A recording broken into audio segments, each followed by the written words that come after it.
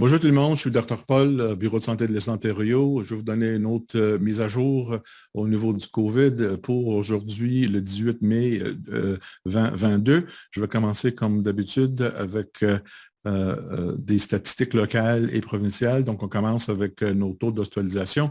Je peux vous dire qu'on est rendu à 10 hospitalisations, mais le trajet est toujours en diminution. Donc, on voit ici au niveau des patientes hospitalisées qui sont positifs pour COVID, ça diminue avec le temps.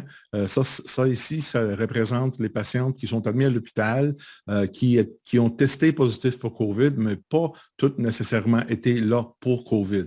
À peu près 40 des personnes admises à l'hôpital avec un test positif, parce qu'on fait un dépistage de routine pour tout le monde qui est admis, sont là pour COVID. La plupart sont là pour d'autres raisons. On voit ici dans nos 4 hôpitaux que ça commence à diminuer aussi. On est rendu à 10, incluant une patiente hospitalisée aux soins intensifs dans nos 4 hôpitaux régionaux ici, mais on voit que ça, c'est en diminuant. Donc, ça, c'est des bonnes nouvelles pour nous. Si on regarde au niveau de la positivité, ça, c'est des bonnes nouvelles aussi. Vous voyez, là, on est rendu à 9 Vous voyez ici, en mois d'avril, on était à 20 Il y avait des régions qui étaient à 30-35 à un moment donné. Donc, c'est une bonne direction aussi. Et au niveau des flambées que nous avons dans les maisons de longue durée, dans les maisons de retraite, etc., dans nos hôpitaux, comment ça diminue encore. Voilà, la pic était à peu près la deuxième, troisième semaine d'avril, mais là, on voit que ça va en diminuant. Une autre bonne nouvelle. Au niveau de l'eau usée, on peut voir à Hawkesbury, à Cornwall et à Castlemaine que ça stabilise, c'est bas, c'est bas.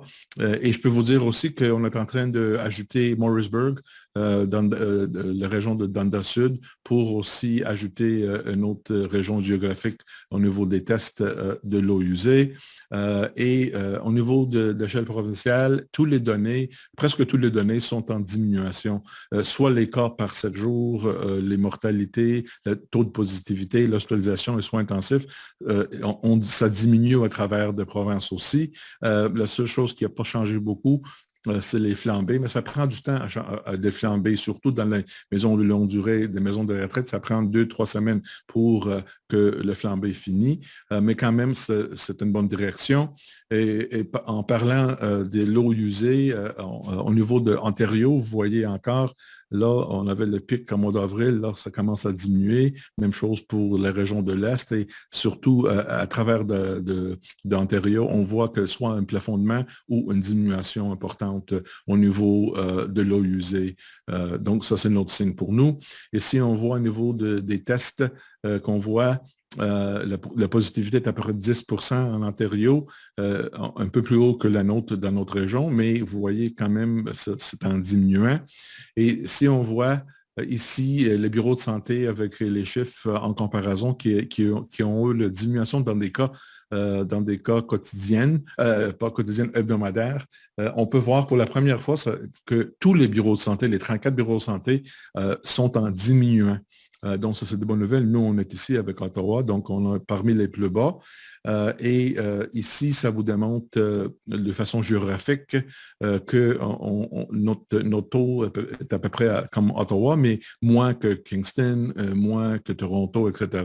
Donc, il y a une variation à travers de la province. Mais comme je vous ai montré tantôt, tous les bureaux de santé sont en train de diminuer avec les cas. Même chose ici qu'on voit le trajet ici, le bleu, c'est les trajets des cas.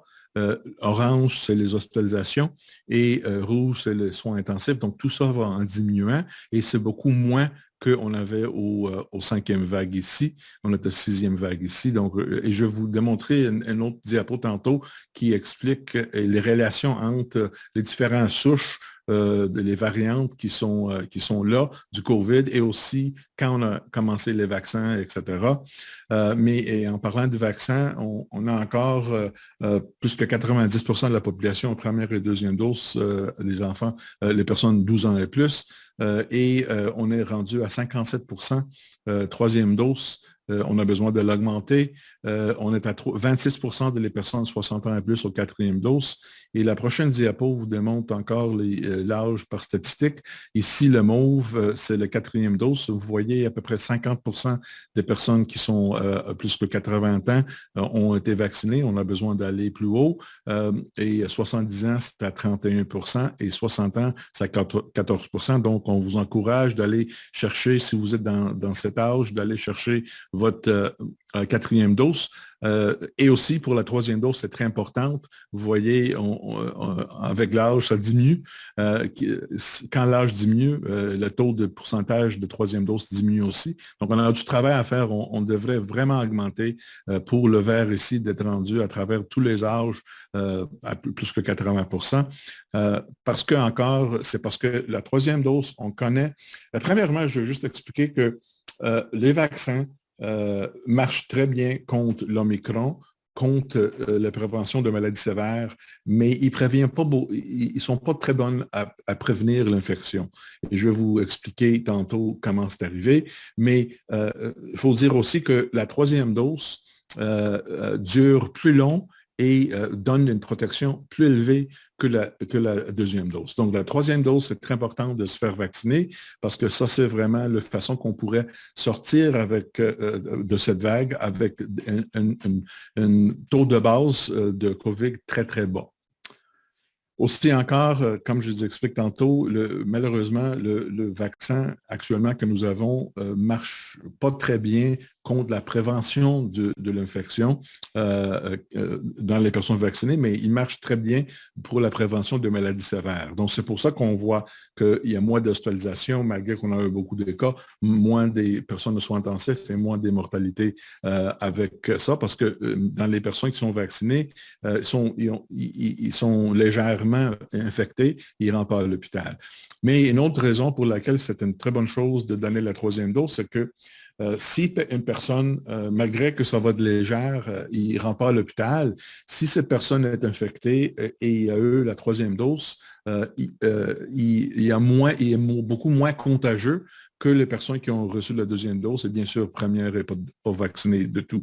Donc, une autre bonne raison, parce que si beaucoup de gens sont vaccinés avec la troisième dose, ça veut dire que même s'ils sont infectés, le virus va être moins transmissible à travers des autres personnes. Donc, ça, c'est une autre bonne raison pour le faire. Et finalement, je vais vous donner comme une explication c'est une diapo que j'ai mis ici, que j'ai créée ce matin pour vous expliquer ce qui est arrivé. Donc, on va commencer décembre 2020, l'année passée. Donc, vous voyez, on a eu une vague là. Et on a commencé le 2021 avec une autre, le vague a diminué, puis une autre vague en mois d'avril. Et ça, c'est le temps à peu près qu'on avait commencé les vaccins. On a commencé février-mars pour commencer à vacciner les gens. Et surtout pendant l'été, on a continué avec la première et deuxième dose. Et à ce moment-là, le souche Delta était prédominante. Autrement dit, le Delta qui était une variante laquelle le vaccin était très efficace. Non seulement la prévention de l'hospitalisation, non seulement la prévention de soins intensifs, mais ça prévenait les infections comme telles avec une très bonne efficacité. Et donc, c'est pour ça que vous voyez, en mois de septembre, il y avait des personnes vaccinées, 90% des adultes étaient vaccinés et contre le Delta. Et à ce moment-là, on a eu peu de cas. Vous voyez, ça va diminuer de façon importante. Même les hospitalisations, etc., ont diminué à ce moment-là parce que les vaccins marchaient non seulement pour diminuer le taux d'hospitalisation, mais les cas. OK? Par contre, malheureusement, l'Omicron a commencé à être là. Ça a commencé fin novembre, décembre. Et puis, on a vu que c'était prédominante dès mois de janvier. Et vous voyez ici que on a eu beaucoup de personnes vaccinées, infectées, des millions de personnes. En effet, on a eu probablement 5 à 7 millions de personnes infectées depuis le mois de janvier. Et c'est là aussi que nous avons commencé les troisième et quatrième doses. Et vous voyez qu'avec tout ça, si on combine les personnes infectées et si on combine aussi les personnes qui ont reçu les troisième et quatrième doses, à ce moment-là, on a vu que les cas ont diminué. Autrement dit, le sixième vague était beaucoup moins que le cinquième vague. Et la même chose qu'on a vu avec les hospitalisations, les admissions aux soins intensifs et les mortalités étaient beaucoup plus bas avec ce temps-ci. Et vous voyez que là, le vague commence à diminuer de façon importante. Donc, la combinaison de tout ça a protégé a vraiment fait une bonne job à prévenir une autre hausse vague comme on avait ici. Donc, c'était une vague qui était vraiment plus bas. Et ça, c'est grâce à l'effet que c'était une combinaison de immunité naturelle des personnes qui étaient vaccinées et les personnes qui ont reçu le troisième et quatrième dose. Ensemble, tout ça a vraiment aidé à diminuer parce que c'était toujours l'Omicron. L'Omicron n'a pas changé. C'était Omicron à travers tout ça. Et aussi, nous avons ajouté récemment les antivirales. Donc, dorénavant, on va avoir aussi les UTI qu'on n'avait pas l'année passée pour qu'on puisse diminuer dans les personnes où le vaccin ne marche pas parce que chez les personnes âgées, chez les personnes avec des problèmes d'immunodéficience, etc., les vaccins marchent moins bien. Donc, tout ça ensemble va nous aider. Une chose pour rappeler que si vous êtes infecté, la durée de protection est à peu près 3 mois, 2-3 mois. Donc, 3 mois après que vous êtes infecté et vous êtes dû pour avoir une troisième ou quatrième dose, allez le faire parce que ça va ajouter, ça va augmenter encore votre protection. Donc, qu'est-ce qu'on veut faire? Nos buts, c'est de diminuer les cas, d'aller le plus bas possible. Vous voyez ici, à peine qu'on a des cas, on veut rester ici pour les prochains quelques mois. Et ça, pour le faire de façon optimale, il faut avoir le troisième et quatrième dose maximisée. Donc, on a besoin de à peu près 40 de la population d'aller se faire vacciner troisième dose, parce que ça va ajouter à la protection et ça va diminuer le plus possible on appelle ça les cas de base. De base, qu'on va avoir des cas, mais très bas, parce qu'on prévoit qu'en mois d'octobre, septembre-octobre, peut-être on va avoir peut-être une autre souche ou une autre vague qui va commencer quand on va commencer à rentrer encore dans l'intérieur. Donc, ça, c'est très important de se faire vacciner, de comprendre toutes les dynamiques qui ont resté là. Nous, on fait toujours notre surveillance au niveau de nouveaux souches, etc. Ça se peut qu'on a un autre vaccin en mois d'automne, septembre, octobre, je ne suis pas sûr, qui va être efficace pour l'Omicron aussi. Pour l'infection, je veux juste souligner que quand je dis le vaccin n'est pas efficace contre l'Omicron, ce n'est pas efficace pour prévenir l'infection, mais c'est très, très efficace, surtout le troisième et quatrième dose, en prévention des maladies sévères. Ça, c'est très important parce que ça, c'est nos buts. On veut protéger les personnes vulnérables. Donc, ça, c'est très important. Donc, en combinaison avec les antivirales, aussi, je prévois qu'on va avoir un été et si tout le monde se vaccine, se faire vacciner, vraiment, on va avoir un taux très, très bas pendant l'été et on va voir en mois d'octobre, septembre, si ça revient, mais on a tous les outils, à mon avis, qui pourront garder les cas en diminution. Entre-temps, je vous remercie de tout que vous faites, les vaccins, etc. Si vous n'êtes pas vacciné, allez vous faire vacciner.